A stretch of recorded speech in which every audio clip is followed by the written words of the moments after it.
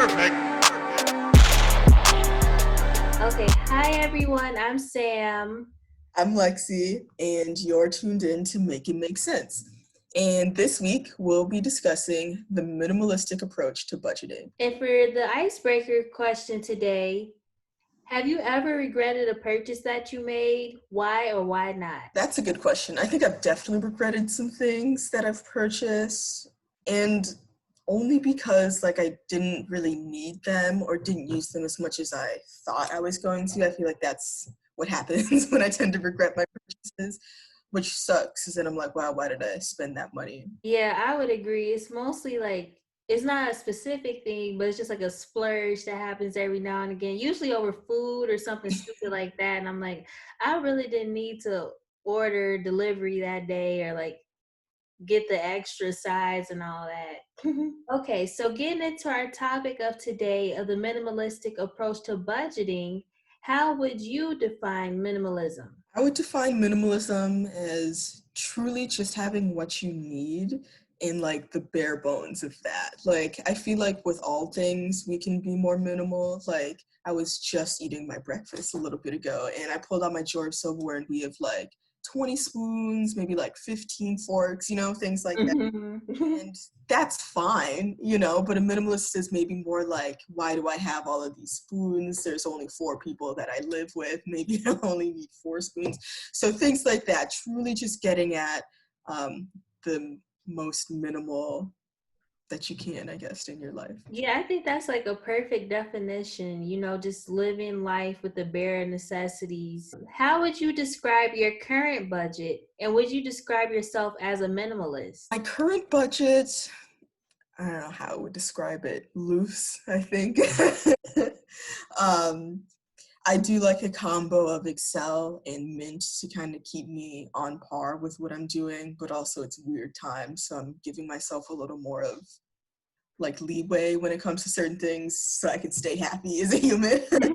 So would I describe myself as a minimalist? Not yet. I would like to be. That's definitely something I would really enjoy doing or being, but I think for the time being, you really need to be honest with yourself with what you need and what you don't need and really paring things down. And I just don't really have the mental capacity to go through everything that I own and get rid of everything right now. So I would not describe myself as a minimalist. Same here. I am definitely not a minimalist. I am a fullist or whatever. I don't know what to call it.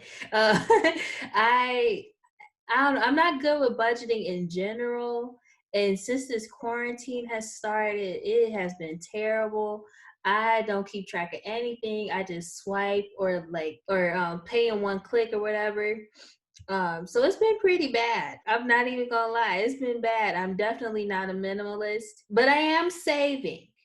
I will say that. I am allocating a certain amount of my check to my savings. But I think you also made a good point when you said still being happy. And I feel like if I was living as a minimalist, I wouldn't be happy because I would just be like, oh my God, there's nothing here for entertainment. I just literally have the bare necessities. Or maybe I guess minimalism could be redefined as multiple things. Like maybe it can mean you just have the bare necessities and appliances and everything, but you could use that extra money to go and enjoy yourself like a fun night out. I agree with you. I think minimalism, it probably means something different for everyone depending on where you're at in life and what your goals are. And for some, like you said, it could really just be like having minimal necessities in your house, but you splurge on other things that isn't as materialistic or something that'll take up space. Mm-hmm. I don't know. So are you familiar with Marie Kondo? I am. I haven't watched her show, but I've seen the folding techniques and Mm-hmm. art joy, all the memes. So I know it a little bit. Yeah, so I was kind of inspired to have this theme for today's episode based off of her approach to life and the tidying up series she has. I think it's also a book. It basically sparked this cultural decluttering phenomenon across the world, and a lot of people are actually starting to regret Marie Kondoing their life. Wow. Okay, I actually have not heard that. Yeah, I had saw art. My dog started walking. I'm That's sorry. why. I saw an article, um, like when the show first came out, and it was saying like, I did the Marie Kondo method, and now I miss like my stuff. She was basically saying like some stuff I understood. Maybe you don't need 50 summer shirts or like that shirt you wore 10 years ago. Like you probably don't need that. But when it came to like sentimental things, like I love pictures. And she was kind of telling people, do you really need your wedding photos? And I'm like, yeah, I would want them. If I was married, I would want them. So that's why I'm like, I don't know. I have mixed feelings about her. With me, I think keeping sentimental things is really important. Like, it might not necessarily spark joy for me, but it's memories, part of my life, things that I've done that I no longer do. I know for me, I used to be a gymnast, and I have a t-shirt from like every single meet that I've ever competed in. And there was a point in my life, I was maybe like 12, because that's when I was still a gymnast, where I was all of these shirts and I don't fit into them anymore because I'm in high school now. Like, what am I going to do? And she was like, don't get rid of the shirts. And now I look at my shirts and I'm like, oh no, I do remember that meet and those memories. So it is kind of nice looking back every once in a while. Exactly. And then for me, I want a museum of my life once I'm this famous, world renowned CEO and philanthropist. I want a museum of my life. So they need these items. Not that I'm a hoarder, but they need that like Girl Scout uniform I used to wear because it's part of me. Yeah, I agree with you. Like, all of these things, it is difficult because it's like I don't wear them, it might not spark joy, but it is still a part of me and something that I've gone through. And how else am I going to remember it in like 50 years unless I keep it now? Push and pull when it comes to minimalism. Do you think that her approach to only owning things that bring you peace is beneficial? Like, I know you slightly touched on it, but maybe you could elaborate a little more. That's a good question. I'm not sure. I think I'll have to say maybe. I think, is it nice? Yes. Things that only bring me peace. It's nice to not have things that don't bring me peace in my own home. I want to be in some sort of peace, comfortable with everything that I have. But again, just like what we've been saying, some things might not necessarily spark joy or bring you peace, but it still reminds you of something.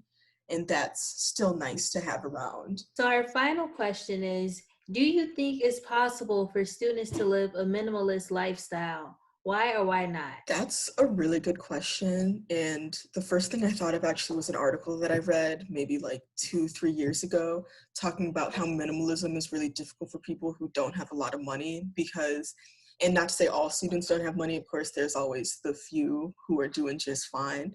Um, but there was this article that was saying that as minimalism was like really starting to take off, I think it was around the time that Marie Kondo's book also dropped. It was just saying minimalism is really hard for people who don't have a lot of money because they never know when they might need the thing and won't be able to afford purchasing it again.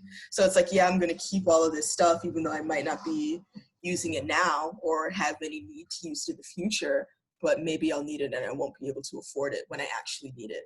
So do I think students can live a minimalist lifestyle? Yes. I think it's difficult to do so. I think we all have a lot on our plates just trying to survive and eat and all of that. I don't know. I think if you try really hard, perhaps, I feel like there are more important things. Like being a minimalist, it is super important, but I don't know, put your energy somewhere else for now. And when you graduate, go on ahead and live the lifestyle. Yeah, I agree with that completely, especially now that I moved back home. It's like I can't really afford to get rid of stuff, even though I might not be using it at this moment, like a dresser, like in my room that I had for my apartment. But I will need it eventually, most likely when I move out. So yeah, it's pretty hard to live as a minimalist as a student. And I feel like most of us live pretty minimally anyway. Like there might be a few things we have in excess, like silverware, like you mentioned earlier, but I don't have like a million plates and cups or maybe mugs. I do have a lot of mugs, but I don't have like, everything's not abundant. Thank you all for tuning in to our 7th episode. Be sure to follow us on Instagram, Facebook, and Twitter for more updates. Perfect.